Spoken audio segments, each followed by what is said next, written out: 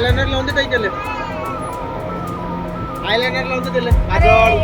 रिकामे काम करने से अच्छा सबको बोले. या व्हिडिओच्या बाबतीत मला काहीच माहिती नव्हतं. माझ्या मित्राने पाठवला आहे या सकाळी.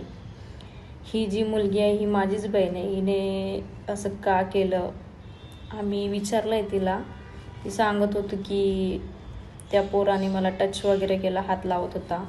म्हटलं ठीक आहे, पण तू तिथून उठून म्हणजे बसायला नको पाहिजे होतं किंवा उठून जायला पाहिजे होतं किंवा तिथं टी असेल किंवा 4 माणसं त्यांना सांगायला पाहिजे होतं किंवा तिने त्याला समजून सांगायला पाहिजे होती की दादा ही तू काय करत आहे, हे जे तू करत आहे हे योग्य नाही आहे.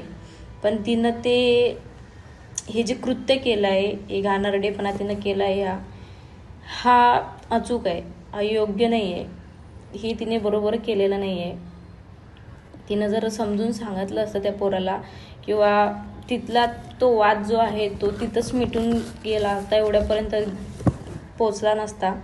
पण या दादांचा चूक तिची पण आहे, असं काय नाही. चूक तिची सगळ्यात मोठी चूक ही आहे की हिने असा फालतूपणा केला आहे. पण ठीक आहे, मला त्या दादाचा नंबर माहीत नाही आहे किंवा त्या दादाचा ॲड्रेस पत्ता मला माहीत नाही आहे. मला जर माहिती झालं किंवा मला माहीत झालं हा दादा कुठं राहतो, काय करतो, तर मी त्याला प्रत्यक्ष जाऊन सगळ्यांसमोर त्याच्या समोर हात जोडून मी त्याला सॉरी म्हणणार की दादा तिच्याकडून जे काही झालं त्याच्या बाबतीत मी माफी मागते तुम्हाला. महाराष्ट्रातील सर्व बातम्यांचे विश्वासार्ह व्यासपीठ. सकाळच्या सर्व सोशल मीडिया प्लॅटफॉर्मला लाईक, फॉलो आणि सबस्क्राईब करा.